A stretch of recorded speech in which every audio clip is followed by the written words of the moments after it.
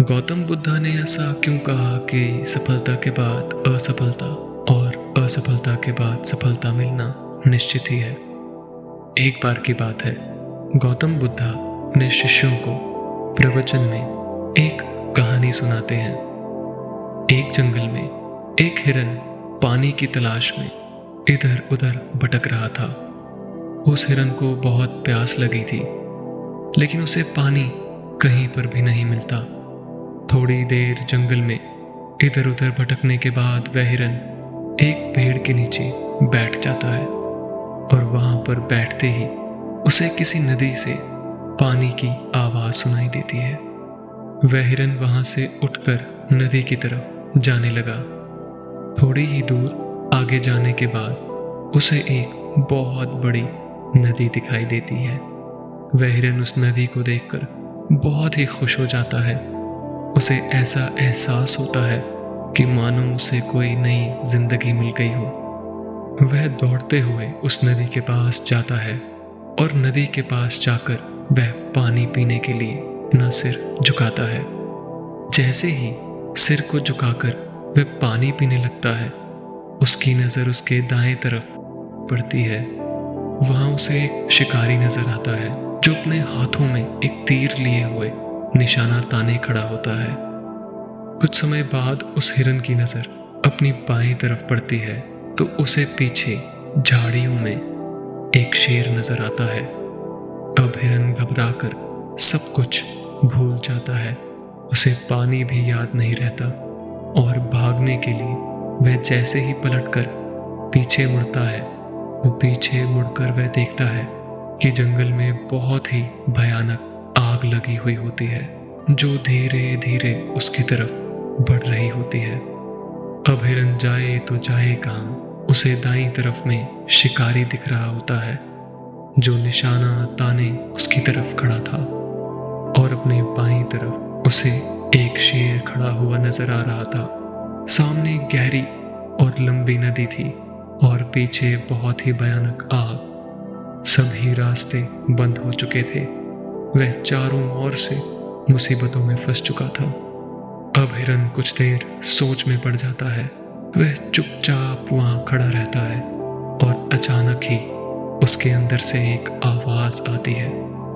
जब चारों ओर से मुसीबतें आ ही चुकी है, अब तो मेरा मरना निश्चित ही है, तो मैं अपना काम पूरा करके क्यों ना मरूं, क्यों ना मैं अपना पानी पी के ही मरूं। फिर हिरन आराम से मस्त होके पानी पीने लग जाता है। लेकिन थोड़ी ही देर बाद एक अजीब सी घटना घटती है। हिरन पानी पी रहा होता है कि तभी अचानक आसमान में काले बादल छा जाते हैं और बड़ी जोर से बारिश होने लगती है।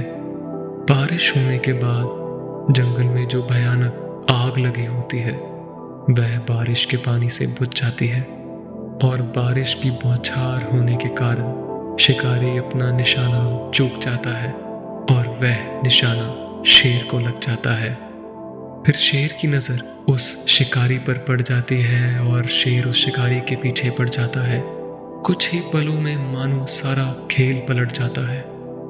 इतने में हिरन पानी पीकर सिर ऊपर उठाता है तो देखता है कि शिकारी अपनी जगह पर नहीं है। वह अपने बाईं तरफ पलटकर देखता है तो उसे शेर भी अपनी जगह पर नहीं दिखता। वह अपने पीछे मुड़कर देखता है तो जो आग जंगल में लगी होती है वह भी पानी से बुझ चुकी होती है। हिरन को काफी आश्चर्य होता है और वह खुशी से वहां से चला जाता है।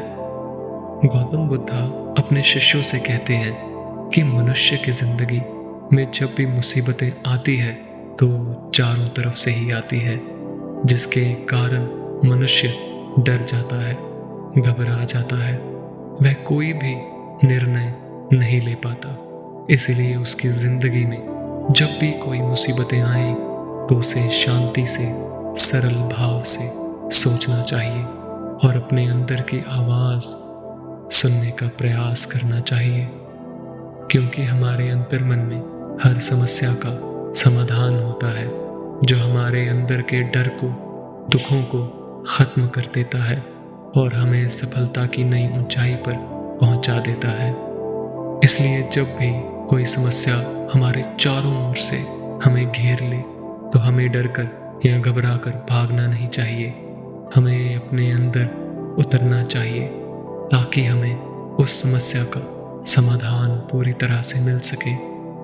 हिरन के सामने भी कई समस्याएं थी, कई परेशानियां थी। अगर वह डरकर वहां से भागने का प्रयत्न करता, वह अपनी जान से हाथ धो बैठता। लेकिन उसने शांति से सोचा, अपने अंतर्मन की गहराइयों में देखा और अपने काम में लग गया, जिससे वह उन मुसीबतों से बाहर निकल पाया। कई बार जीवन में कुछ ना ही करने में हमारी भलाई निहित होती है, लेकिन क्या कुछ ना करना हमें आता है? कई बार हमारे जीवन में ऐसा होता है कि कामयाबी थोड़ी सी ही दूर होती है और हमें समस्याएं दिखना शुरू हो जाती है। कई सारी समस्याओं से हम डर कर बैठ जाते हैं, लेकिन उसी डर की वजह से हम सफलता को प्राप्त नहीं कर पाते। हम सफलता को प्राप्त करने से वंचित रह जाते हैं। ये तो जीवन का क्रम है। सफलता के बाद असफलता और असफलता के बाद सफलता मिलना निश्चित ही है। बस हमें न डरना है और ना घबराना है। हमें बस अपने लक्ष्य की ओर बढ़ना है और सफलता एक दिन जरूर हमारे कदम चूमेगी। धन्यवाद।